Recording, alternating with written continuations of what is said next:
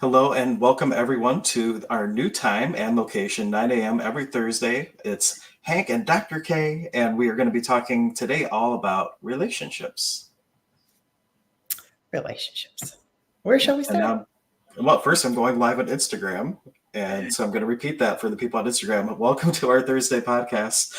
It's me and Dr. K. We're all going to talk about relationships, and what Dr. K and I had talked a little bit about before going on air last week when we picked the topic is the first relationship that you really need to be right with is your own, the relationship with yourself, and from there everything else is affected. If you're right with this, everything will be a lot easier. Absolutely. That's so key. And I learned that a long time ago. Yeah, but we welcome like the real podcast every time that we really like to focus on is wherever you want us to go with the energy. So if you have a question, something coming up in your lives, we love tangents and we can jump on anything. Believe it. How long have we been doing this, Dr. K? Like 4 years, I think. Yeah, like we have, like I bring up my memories that come up in Facebook. I'm like, whoa, there's what I streamed with Dr. K 4 years ago. So we've been doing this a long time, and I think that the best shows are the ones where you guys give us a question or a situation in your life, and we just kind of roll with it. So if you have something going on in a relationship, feel free to launch it out there. And if I guess we probably should come up with a way for people to post anonymously too, but I don't have that yet. But we'll work on an email box where you can like email things in. We're like, well, someone emailed this in, they don't want to be named, and we can talk about stuff like that too. For now, you can email hank@thesonicshaman.com until I get something more official set up. But it just dawned on me that we should do that. So, because we may focus on relationships going forward. Dr. K's whole business has shifted to helping people with relationship. And every client that comes to me is coming to me because of something going on in the relationship. So it just seems like it's kind of both of our niche. So why not talk about it more? Yeah, it's a lot of what's going on right now. And with relationships, it truly is, if you're in a good relationship with yourself and you kind of clean up all the little nemesis within you. And that's, I think, sometimes the trickiest piece, because you can't see what's inside. You can't always see the things that you're doing, and those have to be brought to light. Once you bring that to light, then once you start kind of working on that, cleaning that up, then you become a different person. And when you become a different person, then you attract the people that you want. So I have multiple examples. So please do chime in if you feel is so inclined to do so. Or obviously, yes, it's a sensitive topic. Sometimes you have questions and you're like, I don't want everybody to know. But what I would say on that note is, if you're having a challenge somewhere, it's very, very likely that somebody else is having that similar challenge. You are not alone. So don't feel that it's a silly question and, oh, the spotlight's going to be on me, something's wrong with me. It's a very high likelihood that others are struggling with the same thing, or may have that challenge or a question very similar to that. And so when we answer your question, somebody that maybe couldn't step up or didn't want to make themselves known will also be helped. So you're helping others. Yeah. And I think regardless of anybody's relationship, one of the key things that happen, and this comes to your relationship with yourself too, is transparency and communication. And we lie to ourselves all the time. We are disillusioned about things. Like I've been sober 18 years. Prior to getting sober, I thought, oh, I don't have an alcohol problem. It's just like, I was lying to myself, bold face and lying to myself. And the thing with your relationship with yourself, the first thing you must do is become honest. What's really going on? What do I really want in life? And sometimes we're in a relationship and we don't want to be honest with ourselves about what's happening in that relationship. And then it goes so long that it becomes a pressure cooker and just explodes. And then that's when things like happen that are harder to recover. But if you can be honest, the earlier the better. It's way more navigatable to make the changes that then can make lasting, like big shifts in the relationships with yourself and those around you. And we did have a good morning from Anne Marie. Good morning. It's been a long time since I've seen her. And Judy's saying, good morning. I'll let you guys magically speak to everything that's happening in my life. No, but like really, that's the recipe for everybody's relationship. What's really happening? Communication or lack thereof. And honesty with that communication. And like if that one thing changed, you would get to wherever you're going a lot faster, wherever that is, if you could be open and honest about what's up, you know. Yeah. And I'm guilty of that too. I can be an extremely avoided person in certain situations, and then like, you know, I can be honest with myself, but if I'm not communicating it, then what good is it? Totally. This is just, it's an interesting topic. And that's why I changed my name from Integrative Health Managed to One Ripple Effect, because what is it about changing that one thing in your life that would change everything? You're like, gosh, if I found the love of my life would change. If I could just find a better job, my life would change. If I would make more money, everything would change. Well, what is it within you that needs to change so that those relationships to others and yourself changes? And I have so many examples around this. I'll use myself because sometimes we think, well, Dr. K and Hank are perfect. They got it all figured out. And they're like, No. no, we're always evolving and learning, always. So I was in a very long, 18-year long relationship, which is very much of a soul contract, but it was a huge, long lesson of self-love. I was always trying to change, I don't say change the other person, but in essence, that's what I was trying to do. Just longing for, okay, well, if I be good and I help and I get my nails done, this person will love me more. If I dye my hair a certain color, they'll love me more. If I wear more makeup, this person will love me more. I would do whatever I could to get this person to, love me the way I wanted to be loved. I would go to the ends of the earth to get like the cake that he wanted. I would do all these things.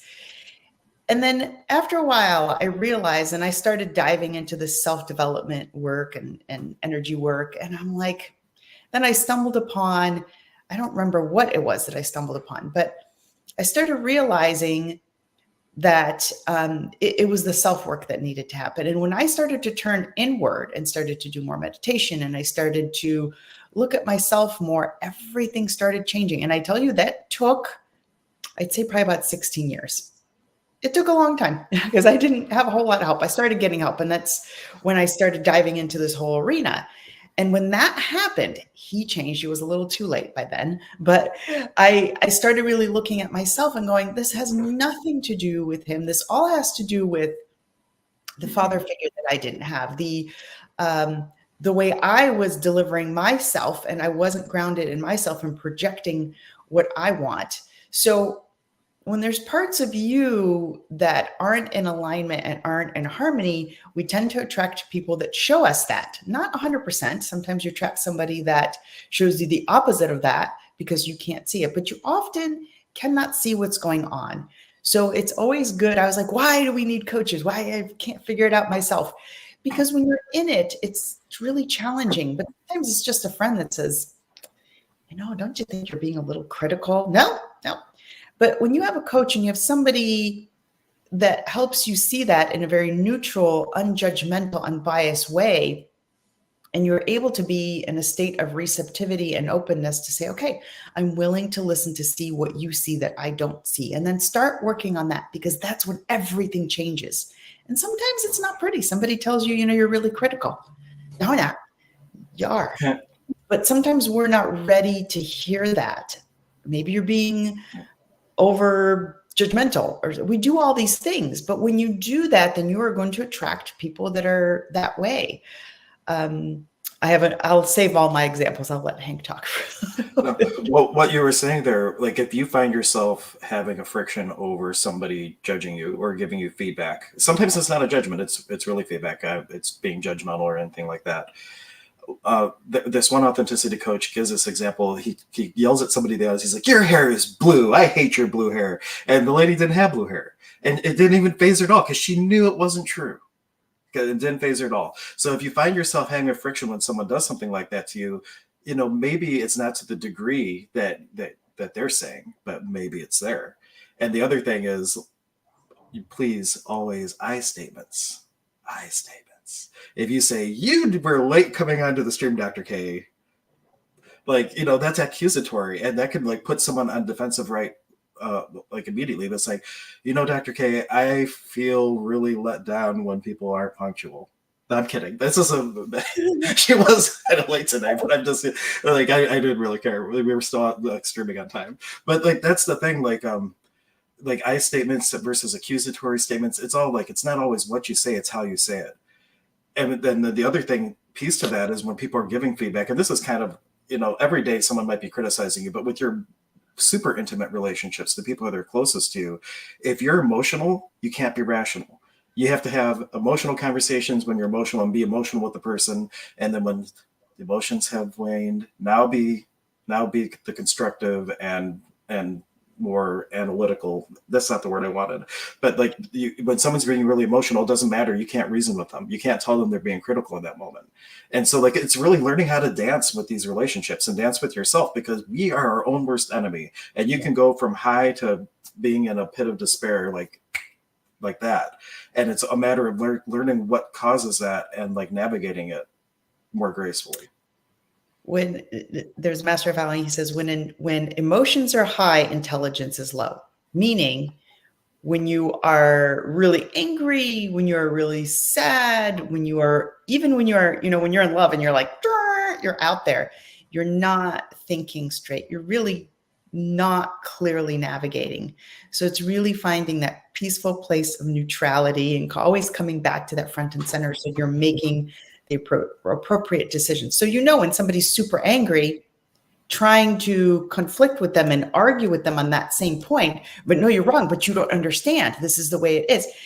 They're not going to hear you because they are in a very high emotional state. And people are also very impressionable when they're in a very high state. So that's why a lot of times, you're on these advertisements, and when they get you at a certain height of emotion, you're more sellable. So being in these states where emotions are super high, like the full moon is coming up today, which pulls up more for people, heightens them a little bit more. So whatever's inside is now amplified. We turn up the radio dial on that. Be aware in awareness of that. You're probably not making the best decisions. And it is more challenging to talk to somebody when they are in a heightened state of emotion. So I think asking more questions in a very neutral way is more, I don't want to say appropriate, but what would be the word, more amicable than trying to tell somebody what's wrong with them, especially when if they are really worked up. Yeah. I don't know if I have anything to add to that right now. but truly, like writing things down, like kind of starting to map yourself and map other people, and also recognize like who here actually went to any classes before having a relationship on relationships. All we had is modeling from our parents and from high school and things. And it's not till the crap hits the fan that people go, maybe we should get some outside help. And now like the drift has occurred or whatever the case is. But it can be done if people are willing to become transparent and vulnerable, but then feeling safe to be vulnerable could be a whole thing. That was something that I really struggled with, because I could be it might not believe it, but I could be a very triggerable person. And so like poor Anya, like with me, it's like sometimes it's just like, you just have to really learn how to communicate with each other. And it could be a rough road. And the longer you wait to like learn that, the harder those skill sets could be to like really hone in and polish up.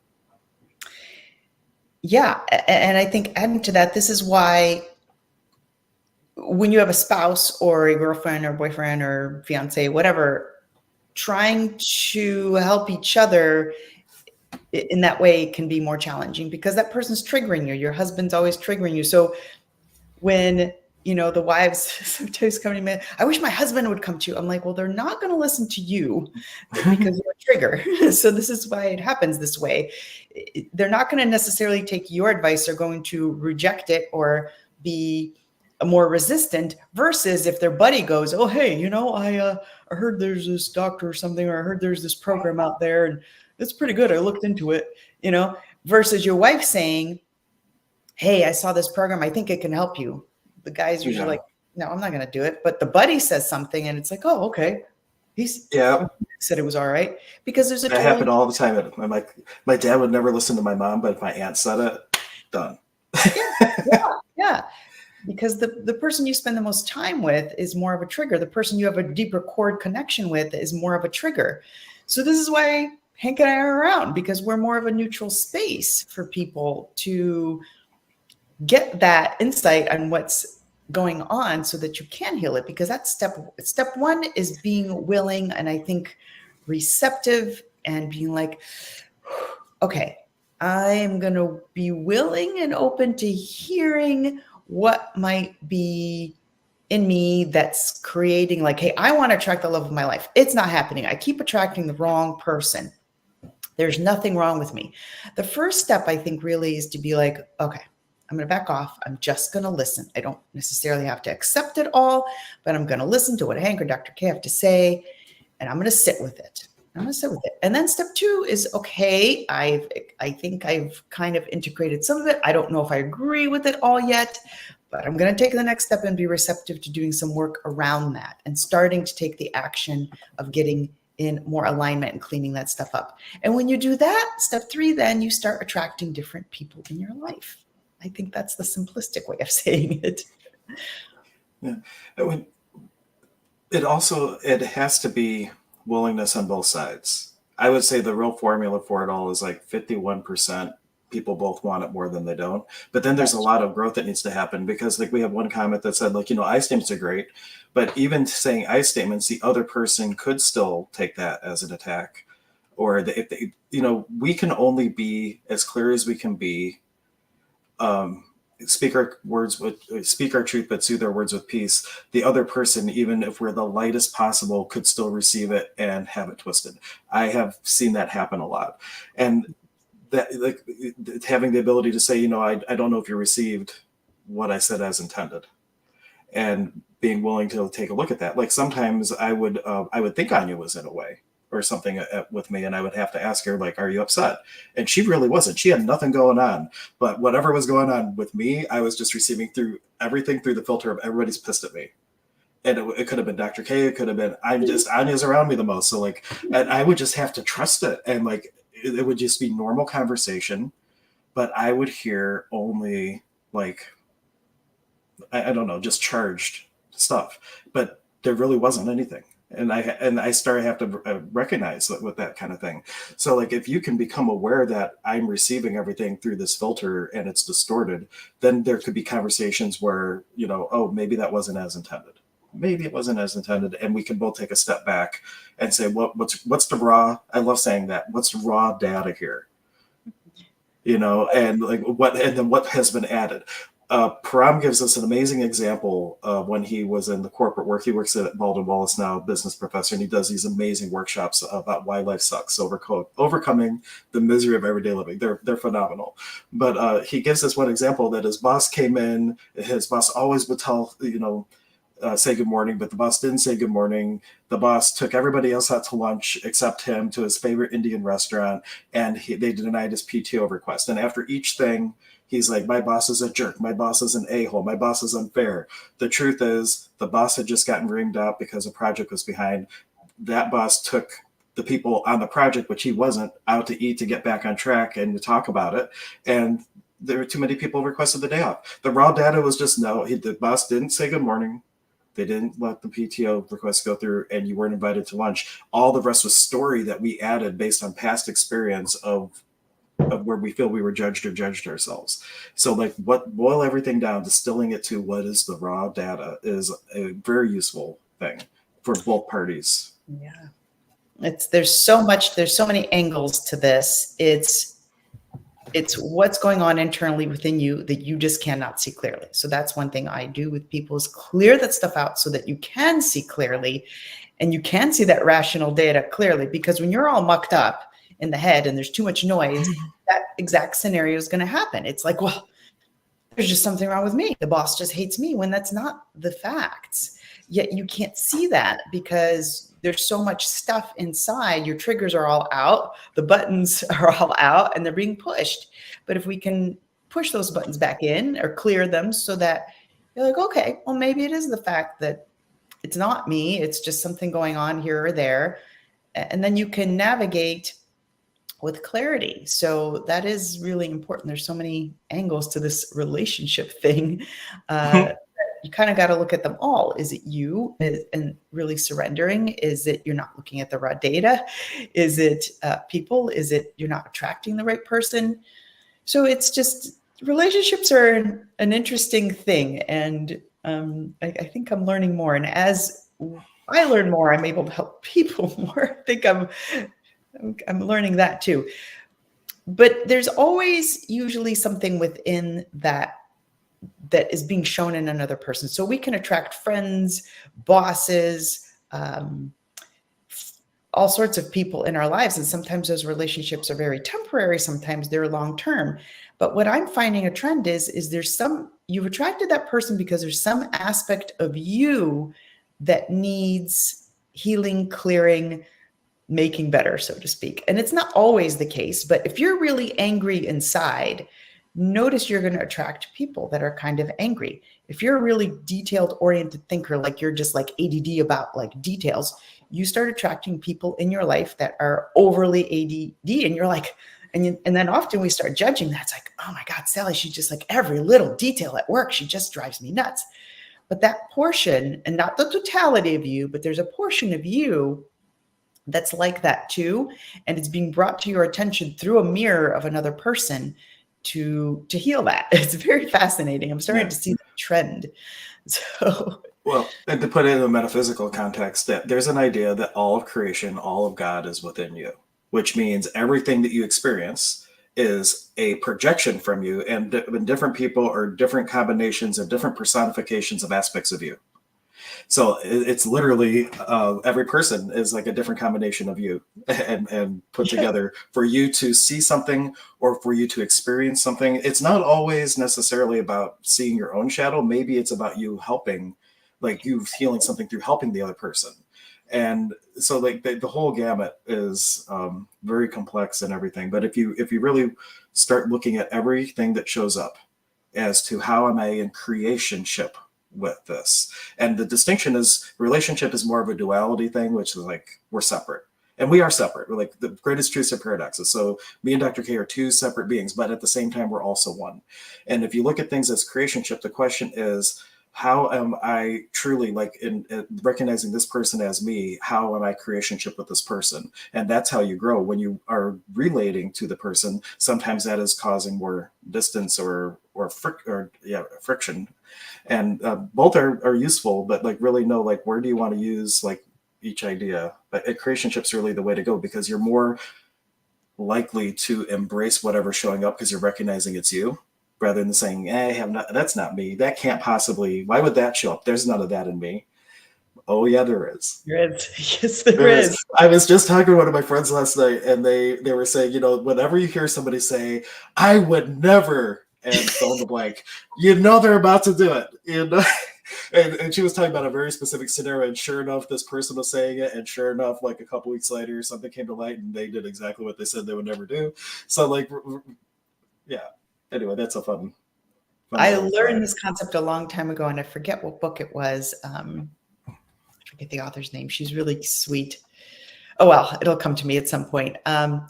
But that's what she talks a lot about. And this was years ago when I started embarking on this journey, because I was trying to figure out, why is my relationship not the way I want it? Why am I always upset? Why does he not love me? Why is this not working the way I want it to work? Well, I started looking at all these things. And that's I picked up this book. Oh, Juicy Joy was the name of the book. And I'm trying to remember the author. And well, that's a good name. What? That's a great, I know me in alliteration. So Juicy Joy, that's just like a fun name to say.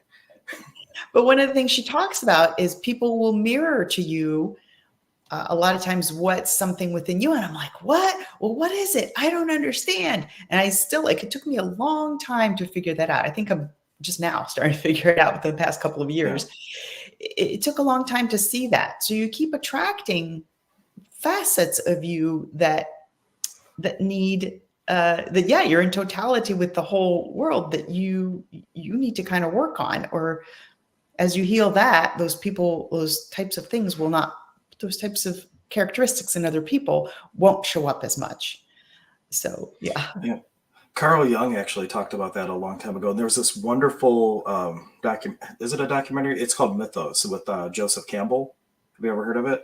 It was Yes. like a little 5-part series, and it was fantastic. And he did this one diagram of Carl Jung, and like a circle is the self, and then you have this line which represents the above conscious and the other than conscious or subconscious, and then you have 3 little lines representing the shadow, one little dot, the divine spark where we're all one, and then he drew little things out from the shadow into the waking conscious, right, and put little stick people as an illustration of this is the shadow stuff, and that shadow stuff that is unconscious is playing out in our conscious, and mapping that and identifying what's where is how to make the people that are showing up that are annoying you because they're gossiping all the time, and then we start looking and you're like, oh my god, I gossip all the time, oh right, and then that's exactly the thing. So like all the places you're judging, like turn the spotlight for back on you, and like, why am I noticing that?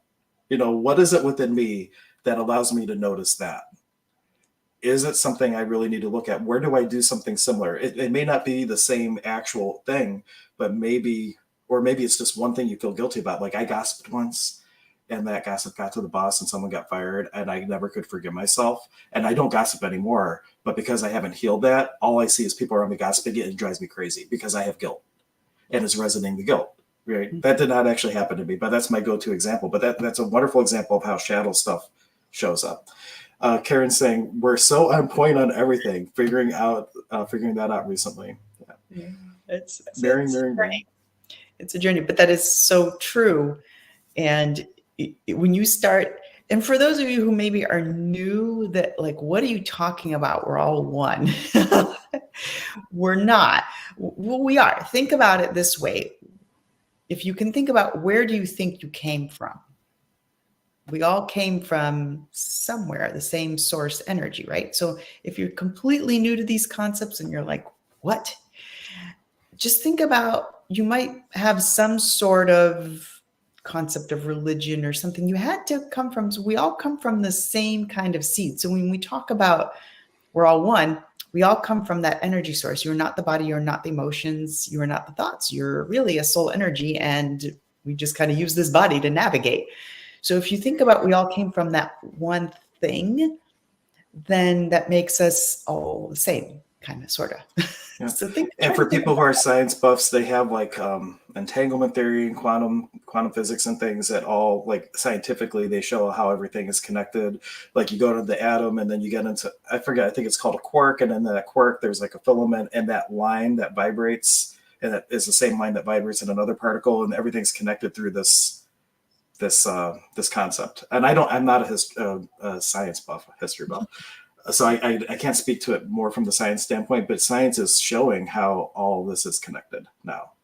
It's all catching up, slowly. It's all catching up. Yeah, metaphysics and science are going to meet in the middle eventually, and they're going to have this epiphany, and like, what will the world look like then?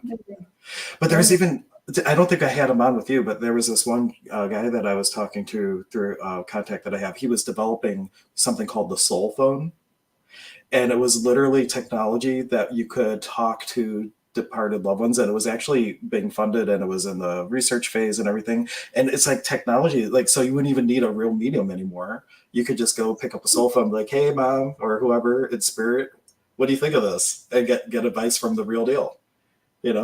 And it's really phenomenal, like some of the things that are coming along. Like, you think AI is great, like, just wait till some of that kind of stuff just turns the world on its head. Like, what, we aren't just physical beings? What now? That's a lofty concept again. Yeah, if you're new, you think this is it, this body you're in. It's not. You're just using energy through this, because think about it. When you've gone to a funeral, you've seen, to be so morbid, but you've seen the past loved one in the casket. It's lifeless. So you have obviously there's some sort of energy within you that keeps everything moving.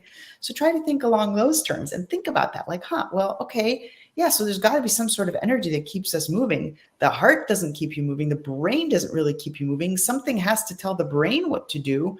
There is a higher consciousness. We're going on tangents, but back to the relationship. Yeah. So back to relationships, belief systems aside, where do you and your partner, or where are you within your, because you can't work with something that's beyond your belief system. Yes. And we used the term last time, like the bridge of believability. Like, where are you at? Like, you might be able to conceptualize that, yeah, that's true, but you know what? I'm not there.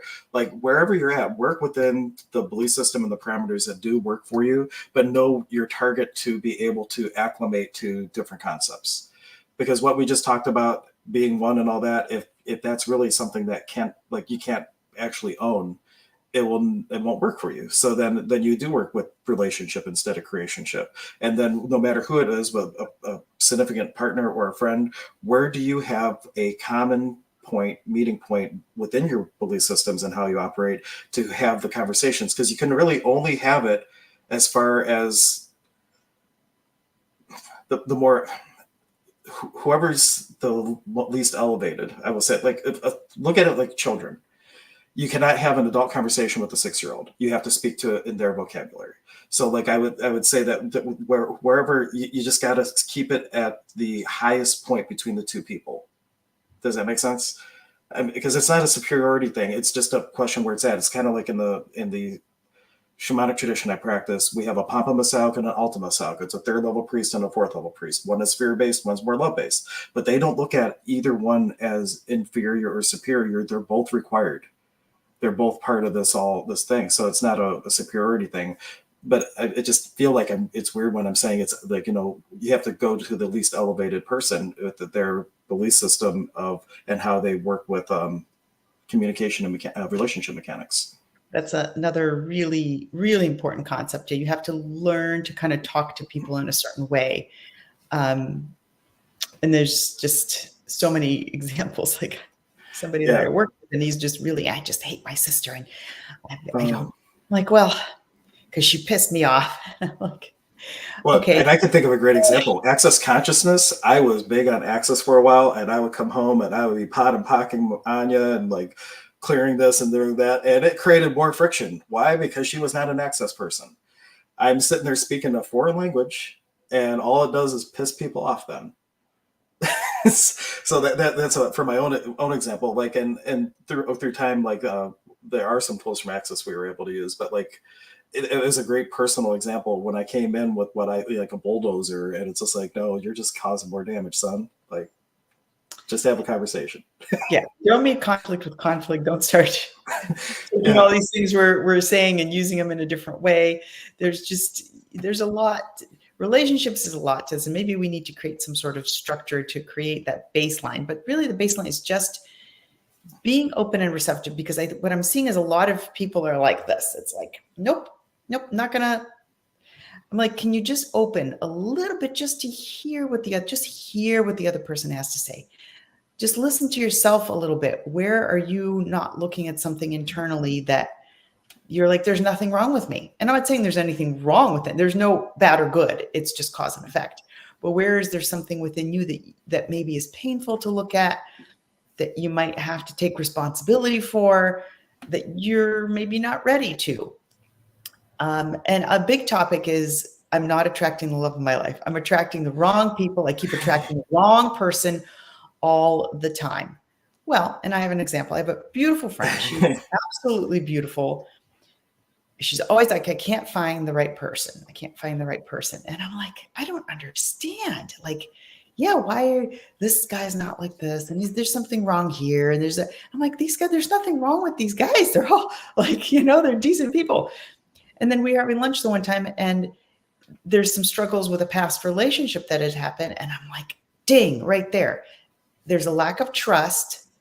I will never trust somebody again. So what was continuously the thing she was attracted to, the people that she seemed to want the relationships with that weren't working out, were people that were non-committal, very distrusting, not here and there, couldn't reeling them in, reeling them out, that sort of thing. I'm like, if you don't heal that part of you that has that distrust, you're going to keep bringing that person that's trying to help you and mirror to you and show you the piece of you that needs that work.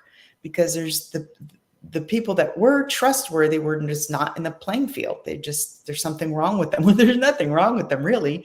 Maybe they're not ideal, but and it was with me, it was the same thing until I really went in and started doing the self-love work.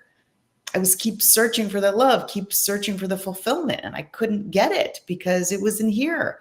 And once I did that and I turned inward, everything started shifting. So it's being open and willing to say, okay, I'm going to take a look at what it is inside. And if I can't see it, then I'm going to get somebody to help me see it. And sometimes you have good friends that are able to help you see it. And sometimes friends can be a little more judgmental. So better to find somebody that's really neutral and not judgmental that will say, hey, you kind of act like this sometimes. And you being like, okay, I'm willing to hear that. Maybe I'm not ready to change it. Yeah, I got to sit with it for a while. But that's where the work starts, really. So if you're not attracting the right person and you keep attracting the same chaos over and over, are you willing to look at what's inside? I invite you to look at what's inside that might need a little bit of work before you can pull in that person. I feel called out here, Dr. K. Oh, sorry. What did I No, do? that's fine. No, not really.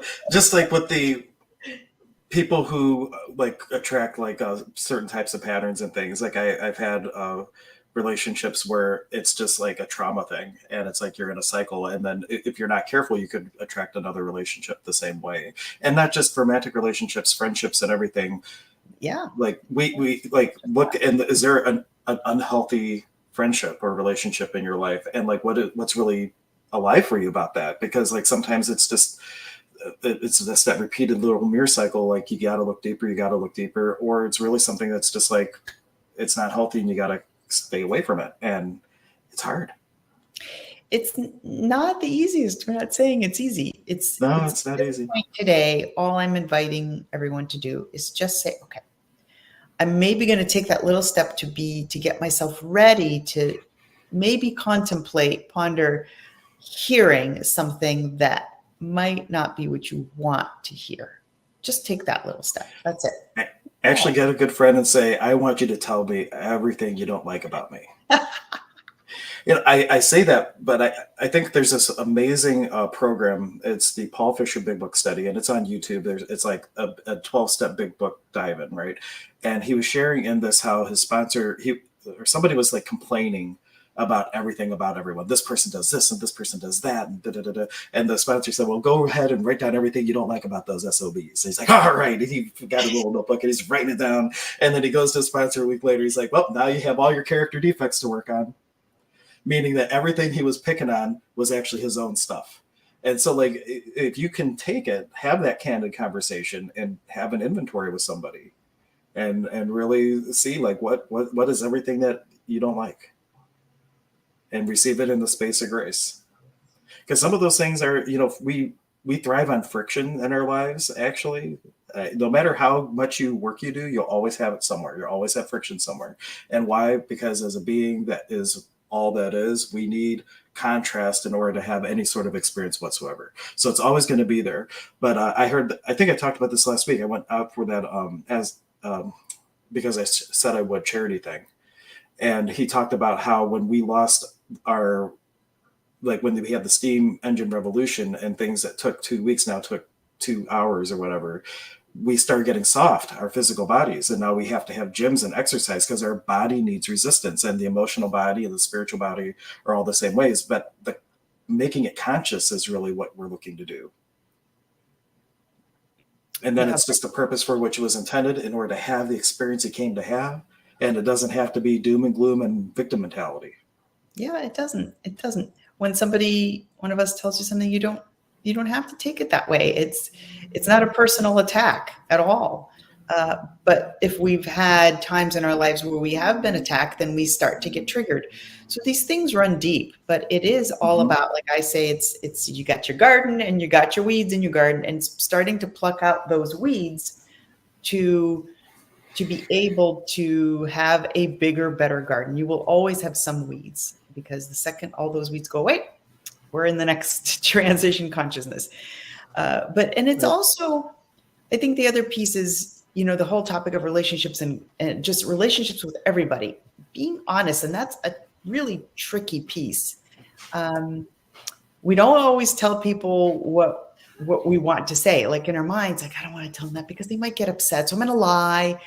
I don't want to go to this party, so I'm going to tell them I'm sick. When you really just I'm really working on that too. And I encourage everybody to work on that in the most graceful way, Now, the other person might not be ready to hear that, but it's not about them. It's really about being true to yourself, because when you're lying, you're attracting that lie. So I had a assistant way back when I was in my office, and some things had happened, and I agreed to go to this whatever, we were going to go on some trip, and I'm like, inside I was like, oh, it's probably not a great idea, but I said yeah, and I'm like, ugh. And then some things that happened the day before the trip, and I'm like, I just don't feel comfortable going on this trip. So I was thinking, do I tell her I don't feel good? Do I tell her I have a sore throat and I can't go and you're going to have to go with somebody else? And I chose to, I'm like, okay, no, I'm going to be honest. I'm like, look, I don't feel comfortable going on this trip. I was completely honest. Well, she took it, and she was mad at me for the duration of time and left, quit the job. She was not ready to hear that. And sometimes you have to go through that. Sometimes I think it's better to do the best you can to be neutral, not be nasty about it, but just be honest. I have another client that we're working on health issues, but the key to healing is telling her husband what she feels. And she's like, but if I tell him this, he has a tendency to treat me poorly. And if I have a confrontation like this and I tell him all these depths of everything that I'm feeling and grieving that we don't do things anymore, he won't talk to me for 2 weeks. And I don't want to live in that environment. Mhm. Like, it's not about that. It's about you opening that up, because the more you shove that down, the more you are creating health issues. So she seeks attention from other people. And it's not, I'm like, but this is the crux of your health issue, a big crux of your health issue. You have to get this out. However, we need to do that. Maybe we write a letter and you give them the letter and you go somewhere for 3 hours and process that letter. However, we need to do that. You have to get it out. You can't keep shoving it down. So the other person may or may not accept it, but it's not about that. And you may have to sit in your space and take a deep breath and say, okay, if they get angry, then they get angry. It's them. They have to process that. I dealt with this with my dad. I could never win a conversation with my dad. Never. He overpowered me every single time. And before he died, I had to go through that, where I wrote a letter knowing it's not going to be taken well. But I needed to heal that part of me to tell him everything that I needed to get out. And shortly after that, he passed away. He did not take it well. He bashed me. And I sat there with my crystal in my hand. I think I had a rose that I put in my pocket. And I'm like, oh my God, I have to sit here. And I know this is not going to be taken well. But I did what I needed to do, and I freed myself from that. So it's not about, so be prepared. The other person may accept it well. You do your best. You say it with grace. You don't punch them. You say it with neutrality. And if you've done that in the best way that you can, it's not about you. You're expressing what you need to express for your own healing. That's the key thing, saying it in the best way that you can. And I have one person in my life that in one paragraph, they could offer like this nice little olive branch and it feels so good. But in the same little thing, there's like a dagger and a twist. And it's just like, what would it take? I love that mantra, speak your truth, soothe your words of peace. And like, truly, like, what is the highest elevation of how I could say this? And if you're coming from that place in that space, then, you did the best you can. And if there is a resistance, then really receive that resistance back as this is exactly the medicine I need. And what do I do with that now?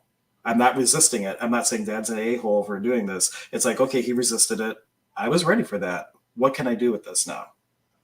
Where am I resistant to other people? Like that would be one question to ask. And is it mirroring something for me? Or is it just me being in full allowance of that resistance and not pushing back? And that is a weird way of healing for him. Because maybe he likes to fight, or maybe the people like to fight. We had Melody saying it's a good topic. Anna saying good morning. We had one person saying, whoa, when you're saying, when you're lying, you're attracting that lie, truth bomb. And there's a principle from Neil Donald Walsh. I think it's Neil Donald Walsh. I can't keep concepts straight anymore with what, because truth is truth. And there's like a zillion authors writing about the same thing with different vocabulary. But the concept is what you resist persists. So if you're telling a lie, you're resisting the truth. And so whatever that is, it's flaring up everywhere. And that's why the greatest truths are paradoxes, but opposites attract and birds of a feather flock together. In the duality, you're attracting the opposite. In one-ality, you're attracting the same.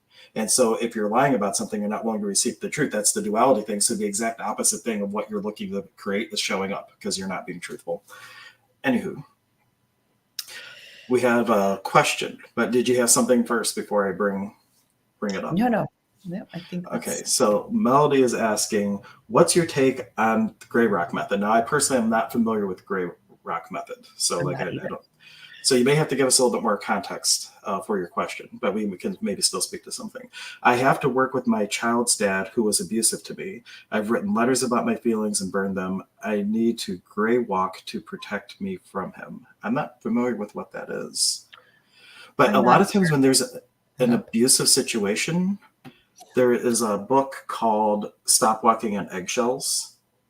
And it's for people dealing with people with borderline personality disorder. But I would say any sort of a relationship where you feel that there's a narcissistic component to it, that book is going to give tools to dealing with them. And I don't have any tools off the top of my head, but I would highly recommend that book. And in spaces of abuse, when alcohol is involved specifically, there's a book called Codependent No More, which is giving a lot of tools about de-enmeshment. Because a lot of the things that are causing frictions are actual codependent things that have come to fruition. Even like a cycle of fighting and stuff like that could all be codependent things from like alcohol abuse and that type of thing. I'm not sure if that helps. If you can give us a little bit more context, we can try to speak to it more. Yeah, those are challenging. There's protective shields. I do too. Sometimes there's knowing also that you in essence can never really be hurt. The soul in you can never be hurt. It's intricate work to get that accomplished. But if you clean up enough, sometimes if you clean up some of your energy, that person changes and kind of starts falling away. So looking within you is some of the work there, I think. And she gave the concept, and though I don't know gray method, I do have a tool for this. Gray rock is not giving the narcissist any emotion, keep it factual, not engaging in the circus to speak. And there is something called, with a narcissist, you don't go deep. You don't defend, you don't engage, you don't explain, and you don't personalize. And that is the thing that that's kind of a good rule of thumb for a lot of things in life, but like don't take things personally. It doesn't matter if it's narcissist or not. That's a good one, And if you feel like you're explaining, a lot of times it's already in getting ready to push back against a judgment and that type of thing. But narcissistic type of things are really, really difficult to work with because anything you do is feeding them pretty much. And so you're trying to receive everything without giving back anything that could then be amplified, because they thrive on your wounds and creating a resonance between their wound and your wound and their insecurity. And when they can trigger that, it's just like, and they get exactly what they're looking for out of the relationship. So don't go deep is my biggest tool for that. Yeah, for sure. That's the case. You're right. For almost all relationships really is not engaging more deeply. There's passive narcissists that are very nice people. Yeah, covert narcissists that are sneaky people. they drive things. But you got to always look at what is at the baseline of the narcissist. Somewhere deep inside, they're looking for something that was not healed and fed.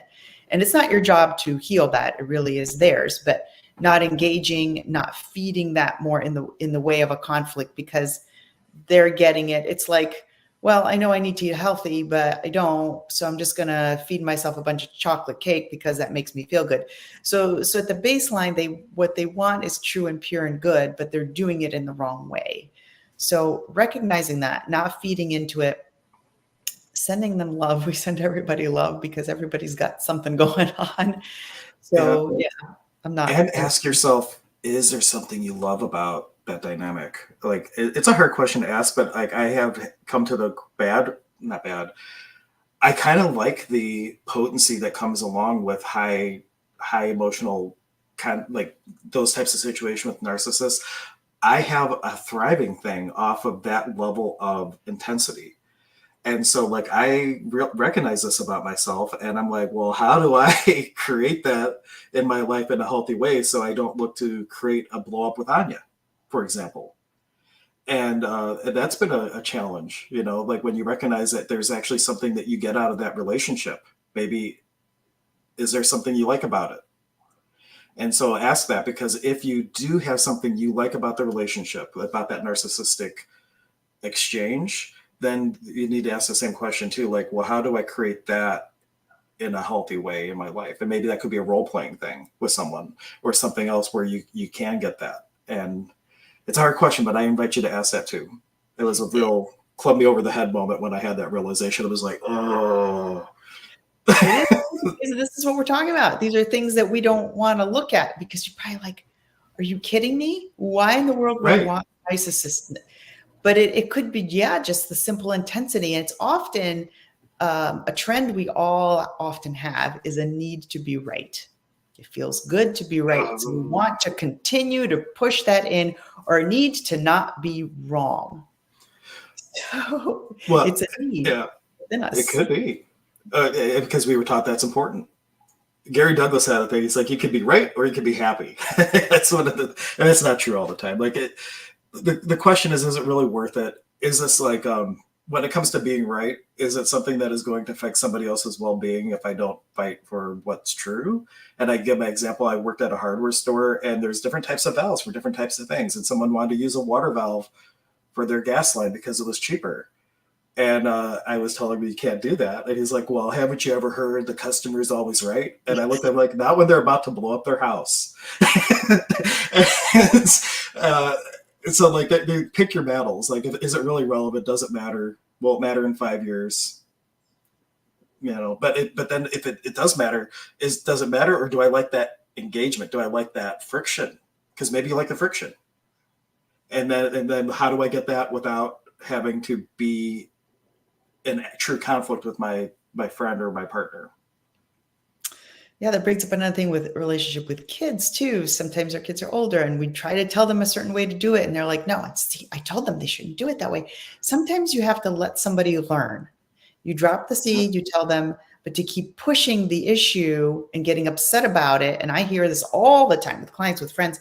I told them, and he's just not listening to me. And sometimes you just have to let Yeah, go and let them learn on their own and say, yeah, you're right. And then you're yeah. like, yeah, I know I was right. It's Well, it's is it all even a being right question? You know, like is it like the sky is like blue or whatever, like different things like that? But like, is it a subjective thing where like what's right for me isn't right for Dr. K, and we'll never have a meeting of the minds because we're into different stuff, and what I'm going to choose is totally different from what she's going to choose. But if we start saying you're right, you're wrong, you're doing relationships wrong, Hank, you know, like that's my right versus her right, and they're both right, and we'll never have a meeting of the minds, and we'll just fight all the time. I'm glad we don't fight all the time, by the we way. don't. We don't fight it. I don't think we've ever had a, yeah. Well, I'm not challenging the universe Oh no. to have a fight with Dr. K. But it's all No. about being when you're able to clear your energy and be in that space of non-reactivity, everything changes. It really Yeah. does. Being the observer of yourself. So when I do my bodybuilding shows, it escalates me because I'm a high deprivation of food, and pardon my French here, all my shit comes out, and Yeah. I can be very agitated. I can be, and I'm like, I don't like that about me. I'm not that kind of person. Well, it's in there. It's like Prego. It's in there somewhere. So I observe. But the interesting piece is I'm so deprived that I can see the duality between my soul watching the human in me like get angry or agitated. I don't really get angry. I get agitated. And I'm like, Mhm. fascinating. Look at how agitated I'm getting. So it's in there. It's like the tomato sauce. Like it's Prego. Yeah. It's in there. So Well, you can being be the able to look observer is key. and Yeah. bringing And yourself to front and center. Melody was saying, absolutely. I've been the helicopter parent before. And when she turned into a teenager, I learned that she is on her own journey. I'm about to go through this probably because my Max is like 13. And I already can see the changes. I'm just like, oh, man. Anyway. Dr. Wayne Dyer has wonderful, I don't know if it's a podcast, but it's something, look up Dr. Wayne Dyer and children. And he talks all about that. The children are not, they're not like yours. They are of you, but they Oh, come yeah. through you, but they are not of you. I already knew that, but I can just see, I don't know. I won't go into what I'm noticing now, but he's definitely, I think hormones are starting and all that fun stuff, like big time. But anyway, I learned she's on her own journey and she needs to figure it out. But I'm also always going to be there no matter what, Yeah. where she's on her journey. And that's the big thing, is just being available. And Yes. even if you don't agree with the choices, being available and just to even listen doesn't mean you're condoning the choice, but you can still be a parent in that unconditional love. Like, I would choose differently, but I'm glad you're on your journey, and I'll support you with all your silly choices. Unless Yeah. it's impacting my health or safety, then I may have to choose different. Yes, that's different. But let kids figure it out, even if you don't agree with what they're doing. If you create that stability and a baseline for kids are like sponges from the age of whatever 0 to 7, and after 7 they start to mold their boxes. So if you can create a very safe space for that box for them to be able to experience things and be a resourceful source for them without infringing too much, then after 7 they start getting on their own compass and their own journey, and that may be Mhm. completely off to the side of what you expect it to be. Well, I want them to be a doctor. Well, they want to be a painter, and then all this conflict starts. That's not a good career for them. I see this all over across the board. That's probably another conversation to have on kids, whole other Yeah. hour. But letting them Yeah. go through their journey, because don't forget they're a soul here too. They've come down through you to learn things in this life, and their life is not your life. You come and you're learning your stuff, and they're learning their stuff, and it may be completely different than what you hoped, prayed for, wanted for them. So Yeah. I hear oftentimes my parents' voice. I hope you have a kid just like you. No, I don't think they ever said that. But like, you really see with your kids, like the things that drive you crazy. I'm just like, oh yeah. Like Oliver, I imagine that if I had been in an environment growing up where I could have been a little bit more outgoing, I would be just like Oliver. And I really appreciate his tenacity. What word do I want to use? He's very potent, and he goes for what he wants, and like it's just refreshing in a way. I'm like, I bet you I would have been a lot like him, but I was a child, like, I'm just going to stay in the background and hope no one notices me, because it was like a different situation. But I can just see myself in Oliver so much with just a lot of his personality.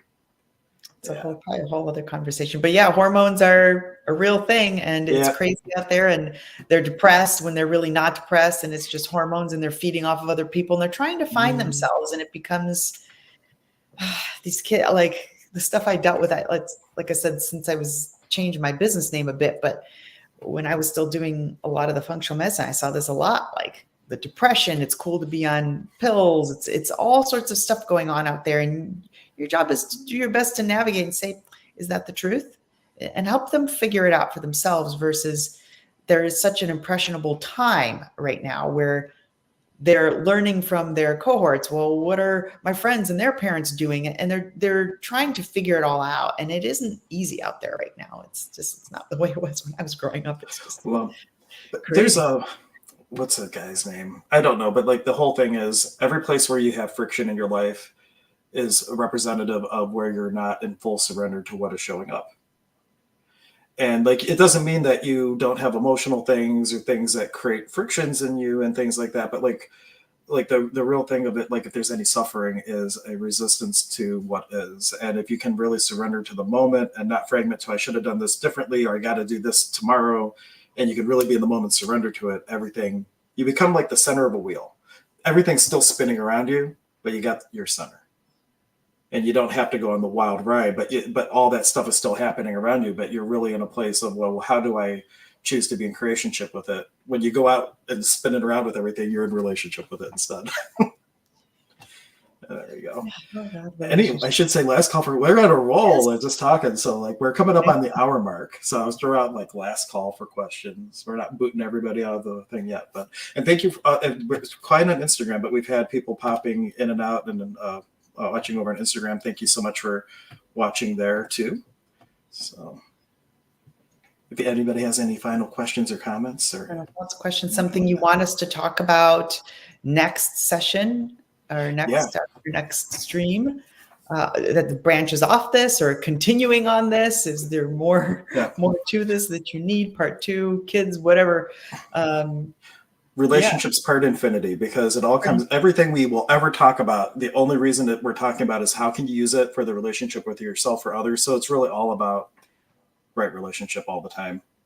That's why we're kind of geared that way, and like all of our clients are all about relationships too. So it's like we're in the relationship business, so let's start calling it what it is. Yeah. Yeah. Yeah, and there's links to Dr. K's site and my site if you want like more one-on-one coaching type of things. Like we both offer services and all that jazz. And If you do you can't have see your anything stuff, officially coming up? we'll help you. Yeah. Well, no, it also just helps with just having that other perspective and all kinds of things. And both of us have had extensive training in a lot of different things, and it all really really is helpful. But I see thank you guys and things like that. Yeah, you're welcome. Hope it was helpful.